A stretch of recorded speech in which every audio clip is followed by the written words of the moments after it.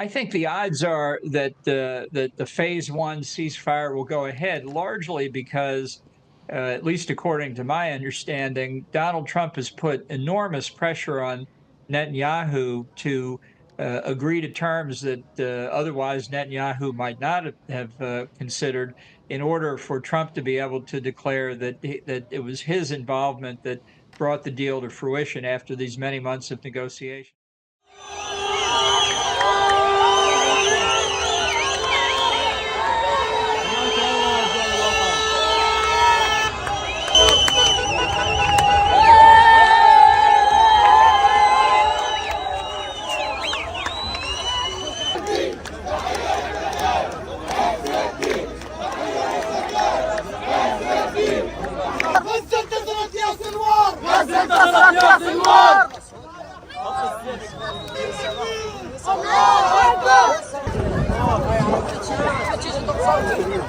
Cheese.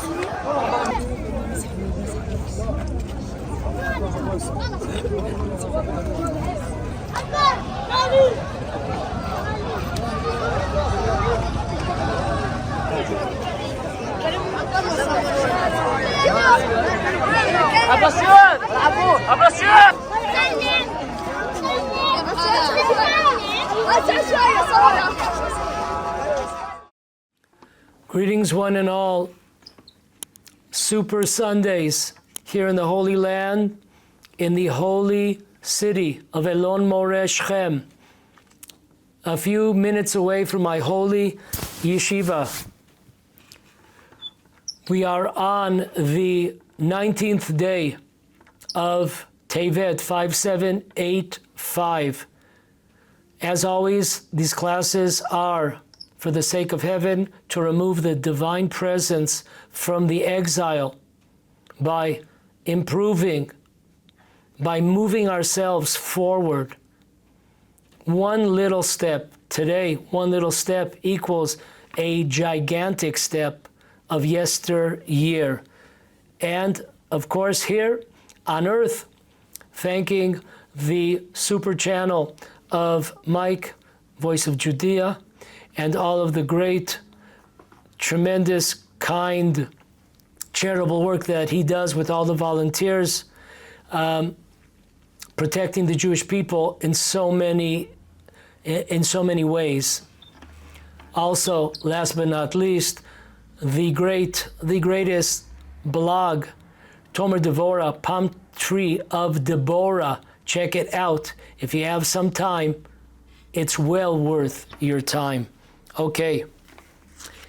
Last week, we began our journey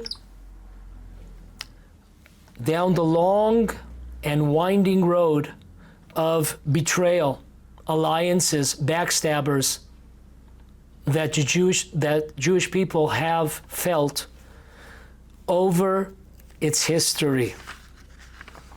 And this is a wake-up call for all of us for tomorrow's inauguration of Trump. So, our last class, we spoke about Abraham. Now, moving right along, we have Joseph. Joseph was thrown into prison for 10 years, but according to our sages, Joseph was punished for 2 additional years. This is brought down in Bereshit Rabbah 89, paragraph 3. Why was he punished for additional 2 years? He sat 12 instead of 10 because he relied on the cupbearer. Now, cupbearer is to me like one of these ancient type of words, but that's what I saw in my Stone edition. Maybe it's called Stone edition because it's from the Stone Age. Could be, pun intended. But we'll call it today to understand it. This would be probably the equivalent today of a bartender. Got it? Bartender. So Joseph hears the bartender's dream and he says, "Don't forget me."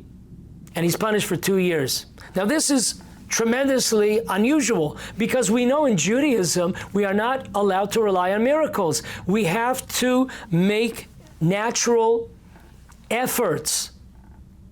It's the ABC of Judaism, of Torah.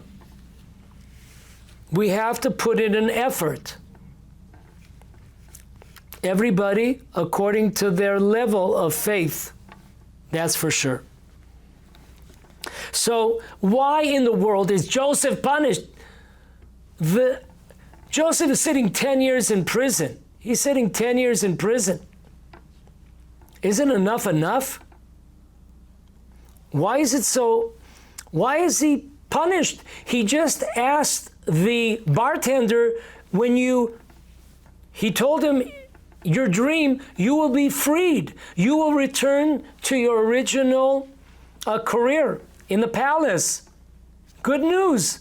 Just remind the king that I helped you out. What's wrong with that? He has somebody that's going to the king. How can you reach the king? It's impossible to reach the king. He's sitting in prison. How's he going to reach the king? Here's his opportunity. This bartender will be in front of the king in a day, couple days. So, many answers for this. We're going to concentrate on, we're going to hit two. According to the great Chazon Ish, in his book, Emunah Bitachon, chapter 2, paragraph 6, he says the following: there's no problem for a person to make an effort, a natural effort to try to release himself from prison. But you cannot make an effort, you cannot rely on unreliable sources. If there's an idiot in front of you, you cannot say, well, the Torah obligates me to make an effort, so I'm going to make an effort. No. You have to make a smart choice of what your effort will be. It has to be something that makes sense, not to go to people that are losers, people that are jokes. That was the mistake of Joseph, according to the Chazon Ish. He was relying on somebody that's totally unstable, totally unreliable. Well, folks, if I had to comment on the personality of Donald Trump, I would say we have here definitely a paper tiger. We have somebody that is unreliable, someone that is not stable, someone that cannot be trusted. That would be, according to the Chazon Ish, to rely on such a person, Trump, that would be punishable. Second reason, brought down by the commentary on the 5 books of Moses, Evan Shtia, on page 94. He's a contemporary author. He wrote this 30 years ago. God did not want Joseph's redemption dependent on a wicked person. Amazing concept, a tremendous Jewish concept. This same idea can be found later on, in a couple of weeks, 2 weeks, when Pharaoh allows the Jewish people to leave. Well, if Pharaoh allows the Jewish people to leave, Pharaoh is going to have to be rewarded. And the Jewish people will think for eternity that who released them from bondage, from slavery? Of course, Pharaoh. Wow, isn't that great? Isn't that super? God takes you out of Egypt, performs 10 plagues. Who gets all credits due? Pharaoh. So what happens? God orchestrates this amazing, listen to this. God orchestrates all the players that after 7 days, Pharaoh is upset. He retracts from his decision, and he goes and he runs after the Jewish people. He arrives at the sea. The rest is history. The rest is history. So this is an amazing concept. So it would be understood that the redemption was through God. So therefore, even though Pharaoh, quote unquote, released the Jewish people, seemingly released the Jewish people, God orchestrated that he would regret it, and they would understand that redemption came only from God. That is exactly the principle here. All these worshipers of Trump, are you out of your mind? Do you not realize the desecration of God's name here? Trump, our savior? Trump, if it wasn't for me winning the elections, Israel would be destroyed, annihilated, finito, la comedia? What chutzpah this guy has. Israel's destiny is in Trump's hand. How many people, how many Jews, how many religious Jews have a hand in pumping up and out that idea that our destiny is in the hands of Trump? This is why the bartender forgot Joseph. So it would be understood that God released Joseph from prison. That was the idea.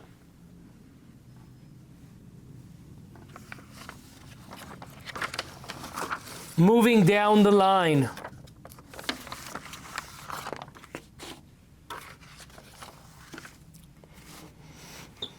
Into the prophets, Isaiah, who lived 619 BCE, before the Common Era. Isaiah the prophet relays his prophecy to King Ahaz of Judah that the attempt of two kings, two leaders, one a Gentile, the king of Aram. Aram is northeast of Damascus. And Pekach, the son of Remaliahu. He was the king of the 10 tribes.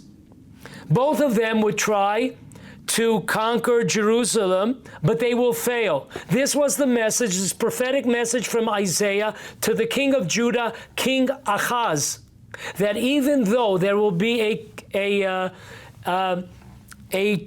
try to overtake Judea, it will fail. Rest assured. Nonetheless, King of Judah, King Ahaz, he does not rely on the prophet. He turns to the superpower of that period of history, Assyria, to save him. So he goes, the king of Judea, King Ahaz, he takes a chisel, even gold and silver from the walls of the temple, God Almighty. He takes it off the walls, he chisels it off the wall, must have been really off the wall, and he gives it over as a bribe to the king of Assyria. This could be found in the second book of Kings, chapter 16, from verse 7 onwards. Okay, how did that play out, folks? Amazing. Listen to this, a lesson for eternity. At first, Assyria comes to the rescue of King Ahaz and the people of Judah, and defeats the king of Aram, the Gentile king. This led to a temporary victory and a quiet period for King Ahaz in Judea. The key word here is temporary. We've said it over and over again in the last couple of weeks.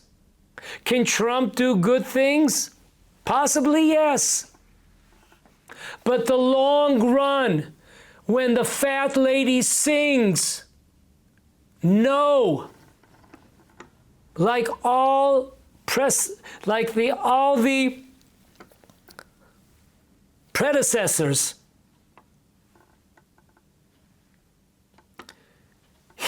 America has its interest first and will betray and will backstab the Jewish people, Israel.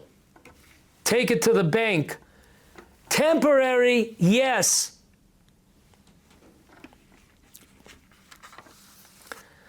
The saga goes on with the king of Judea, Ahaz. Shortly after the fall of Aram, the Gentile kingdom, who was coming to conquer Judea and Jerusalem from Ahaz, along with the king of the 10 tribes, Pekach, Philistines and Edomites go to battle against Judah, against the king Ahaz. Now, once again, King Ahaz seeks assistance, aid from his ally, Assyria. Not only did Assyria not assist the king of Judea, Ahaz, for good measure, he exiled 2 of the 10 tribes. 6 years later, Assyria will once again exile 6 more tribes, until finally 10 tribes were exiled. This can be found. This betrayal of Assyria can be found in Chronicles, book number 2, chapter 28, verses 20 and 21. Look it up.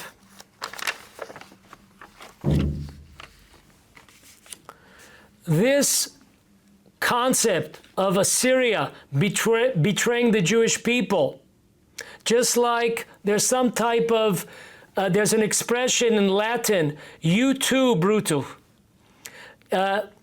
Same idea. This was coined a phrase when you wanted to say somebody was a traitor, somebody betrayed you. You would say Assyria. This is brought down by the prophet Jeremiah. He declares to the Jewish people, just as Assyria shamed you and betrayed you, so too will Egypt. This was on the downfall of the first temple, Jeremiah. The ball keeps on bouncing. The king of Israel, of the 10 tribes, Hoshea, the son of Elah. This is in 560 BCE. After 8 years of being loyal to the king of Syria, paying taxes, he detects Hoshea, the king of 10 tribes, the king of Assyria will come again to exile the remaining 10 tribes. There were a couple of tribes remaining. So he decides to turn to Egypt for assistance. This can be found in the second book of Kings, chapter 17, verse 1. Prophet Isaiah comes and warns the king of the 10 tribes against this alliance. Isaiah 31:1. Woe to those that descend to Egypt for assistance. They place their trust in the horses and chariots as they are numerous. They do not turn to God. 3 times in this period did the Jews seek assistance from their ally, Egypt, and 3 times did it backfire. Once we just mentioned the king of Israel, Hoshea, depending on Egypt to save them from Assyria. Didn't happen. Second, in the days of Yochanan, the son of Kareach, in Jeremiah chapter 42, verse 16, after the destruction of the first temple and the murder of Gedaliah, the son of Achikam, once again, they turned to assistance just to fall. Third, after the destruction of the second temple, in the reign of the evil Toraninos.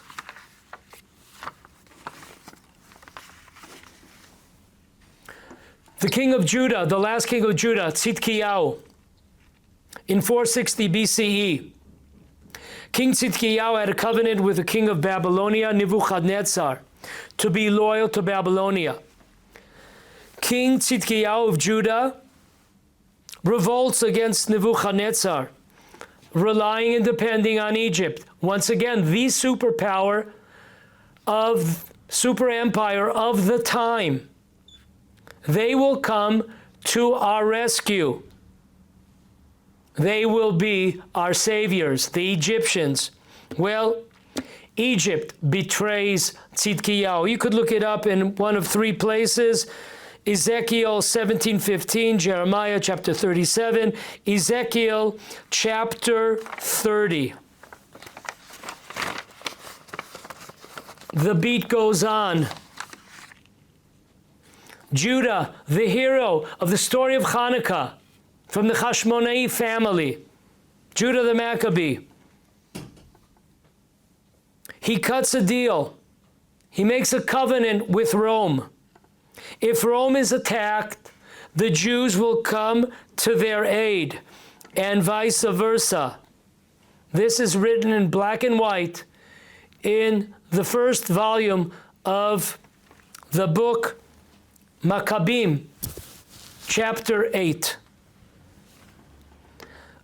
Also included in this pact, both parties, Rome and Jewish people, will refrain from selling goods, foods, weapons, supplies to countries that are antagonistic to either Rome or to Judea. Nachmanides, with an N, writes in 4 different places, amazing, 4 different places. Genesis 32:4, Genesis 47:28, Leviticus 26:16, Deuteronomy 28:42. 4 different places. Just like Jacob had endangered himself, his family, the Jewish people, by sending emissaries, messengers to Esau to unite. This would be a sign, Nachmanides said, for the future, when Israel will bring upon itself its own destruction, shooting yourself in your own leg. By making treaties, alliances with Rome, this brought upon the destruction of the Second Temple. Folks, rewind that and listen to it again. Amazing, in 4 different places. The source of our downfall begins with Jacob sending emissaries out to Esau to make amends, to unite with him. And this continued over the ages to unite, to make an alliance with the Esavs of the world. We know that Esav is Rome.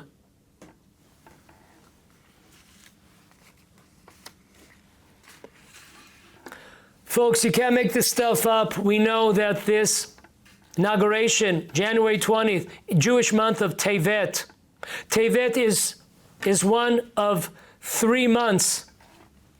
One of 3 months that the nations of the world today, Rome, is on its horse. It's on its star pedestal. They're way up there. It's amazing that this is always the date of the inauguration of America, the continuation of Rome, continuation of the Christian world. It is written in our sources that the leader of Christianity was a reincarnation of Esav. Esav himself fell in the month in their great month of Tevet, that's when he fell at the hands of Hushim, the son of Dan, when he came to contest, when Esav came to contest the burial of Jacob. That's when he fell. He was killed. And also, according to our tradition, the founder of Christianity was born on the 9th day of Tevet. Amazing. This is their super month. You've heard of the super moon? This is their super month. But the bigger they are, the harder they fall. We have the biggest opportunity. We have the biggest opportunity through our changing of our deeds, through repenting, through being generous, doing generous deeds, to stop their ascent and bring upon their downfall by trusting in God and stopping this worshiping and this kissing of the blank of Trump.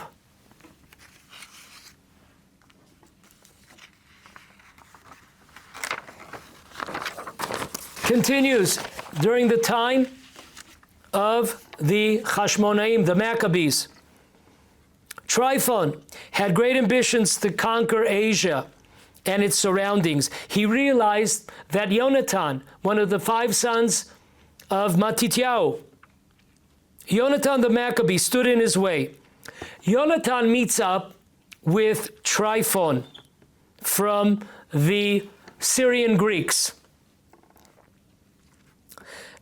Yonatan had 40,000 men with him. Tryphon had only 30,000. Tryphon greets Yonatan with great honor and gives him many, many gifts.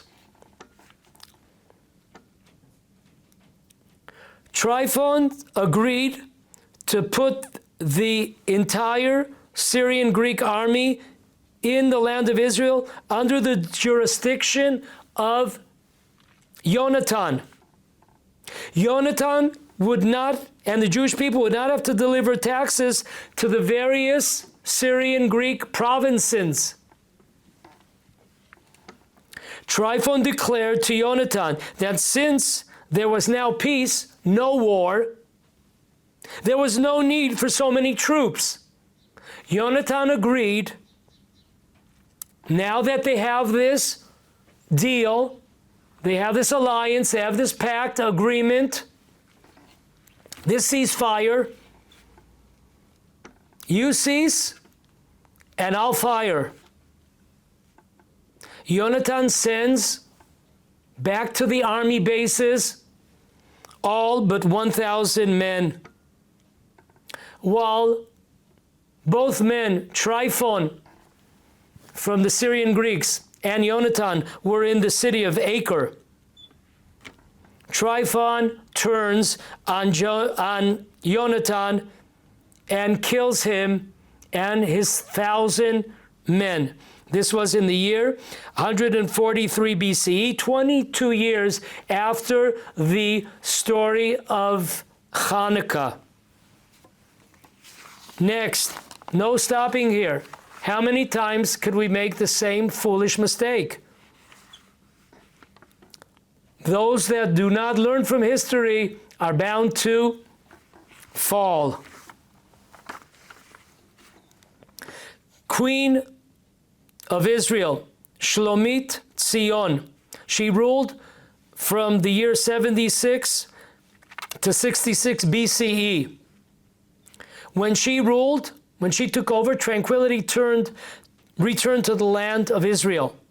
She had 2 sons, Hyrcanus and Aristobulus. A great civil war broke out between the two. Who will rule the people of Israel? Both of them sent emissaries, messengers to Rome, asking them, please come into the land of Israel so you could be a negotiator. You can negotiate, be a mediator who is correct in this dispute. Can you believe this? They invited the general of Rome to come and mediate. and decide who is correct in dispute. Well, because of this move, General Pompey of Rome was more than happy to come and intervene and solve this dispute. Judea becomes a Roman vassal in the year 63 BCE, and eventually Jerusalem is conquered by Pompey in the year 63 BCE. The Talmud summarizes it the best. In the Tractate of Avodah Zarah, page 8, side B, there were 32 battles that raged between Greece and Rome. After these 32 battles, Rome sought to make a pact with Israel. The idea was that if Israel would present kings, then Rome would come and add only ministers, governors. Or if Israel would produce for this union between Rome and Israel, if Israel would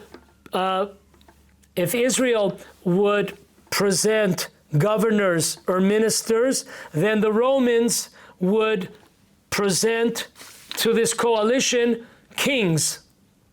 So the Marsha and also the Ben Ish Chai, they ask a question. What is this alliance that shouldn't they be on equal ground? We have a principle, we've said it many times. There is no equal ground between the Jewish people and the fourth kingdom, the nation of Esav, the nation, the Christian nation. There is no even ground.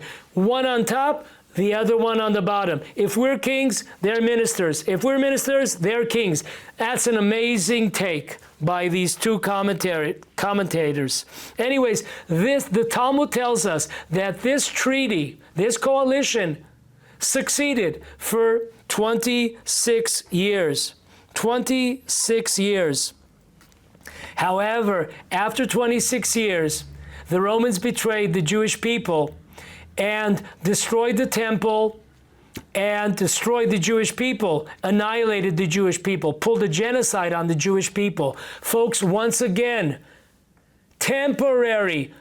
Can Trump do good things? For sure, possible. But that's not the point. At the end of the day, at the end of the term, no way we will be betrayed by Trump or the Trumps of the world, or the Americas of the world.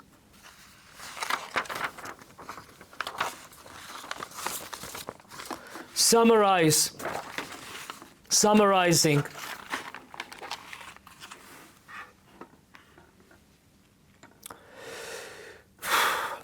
Way too many Jews are placing their trust and faith in Trump, in America. This is not only foolish, looking at the hot water, the turmoil America is in every facet of life, whatever you name, whatever subject you want to discuss. This is a great desecration of God's name. America, our savior, right? Trump was quoted as saying, if I do not receive the presidency, if I'm not president of the United States, Israel will be annihilated. Israel will be destroyed. Our destiny, our future is in the hand not of God, it's in the hand of the Don. It's in the hand of America. They hold our destiny in their hands. There has never been a greater desecration of God's name, this worshiping of a person, this arrogant Trump claiming that the future of the Jewish people, the Jewish nation, is in his hands. There is no greater desecration of God's name. Folks, number two, summarize. God forbid, this is the perfect storm. Having somebody, a friendly president, the Jewish people are banking on this guy. They believe in him. This is the good of Esav. This is a messianic figure here. We're betting on the guy. This is the perfect storm. To teach the Jewish people finally, perhaps, to put our trust in God. Only in God. Do not rely on Trump. Do not rely on the nations. This is the perfect storm. Trump miraculously elected. Now the Jews breathing deeply. They're breathing easily now. Whew! Now, smooth sailing from here. Perfect storm. Number 3, when you look at the personality, the characteristic traits, stability, instability, the arrogance, reliability, unreliability, the genuity of this person, it is appalling. It is atrocious. Atrocious. To hold this person up on a pedestal? Have we lost our mind? This person is an embarrassment. An embarrassment to mankind. Heaven help us. This is the good of Esav. I know a lot of good people that keep the 7 commandments of Noah. There is a planet difference between them and Trump. Remember, number 4 in our summary, the kiss of Esav, the love, the alliances, the pacts of the nations. Their kiss is much more dangerous than their bite. When they're coming to bite, you stand up and you defend yourself. When they're coming to kiss you, you say, give me one more. Very dangerous period of history for the Jewish people, for the world. Remember, number 5, Israel's greatest achievements, looking back at the last 76 years. Israel's greatest achievements occurred when they were independent and not dependent on America. Their greatest achievements, our greatest achievements, happened despite America's stand. In 1948, in 1967. That is the only reason after the tremendous victory of 1967, that is when America started supporting Israel, when they saw a tremendous heavy hand. Today, we become a laughstock. We've become totally dependent. We're in Damascus. We're in Syria because America told us they have their interests. So America dictating here. What's good for them? We succeed when we rely on God, when we do not rely on the nations. This dependency must stop now. King Solomon, tremendous wisdom, smartest of all people, said in Mishlei, chapter 14, verse 34, kindness of the nations is a deficiency. I'm going to say that again. The kindness of nations is a deficiency. When Pharaoh, honoring Abraham and Sarah, he escorts them 6 feet, 4 amot. For every single step that he escorted Abraham and Sarah, who came to Egypt because there was a famine in the land of Israel, and he did a good deed. He escorted them. Abraham should have refused the assistance, but he didn't.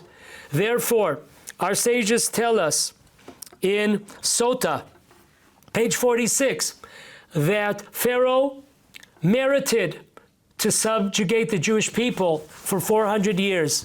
100 years for every step of the way.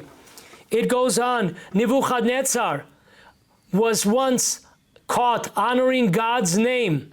It's a long story. I'm not going to get into it. But if you look in the Code of Jewish Law, Orach Chaim 123, chapter 123, Law 1, it is brought down there that because of this honoring of God's name, God gave him the merit, quote unquote, to destroy. It gave him power, empowered him to destroy the Jewish temple. Remember,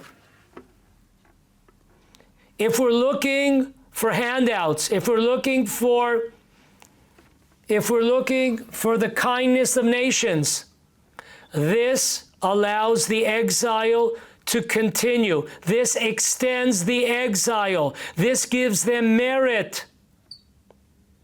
And their merit is our downfall. We must place our trust only in the God of Abraham, Isaac, and Jacob, the God of the universe. And that is why Habakkuk placed all of the Torah in the end of days. Tzadik be'emunato yichyeh. May we see the total redemption of the Jewish people, total redemption of the world.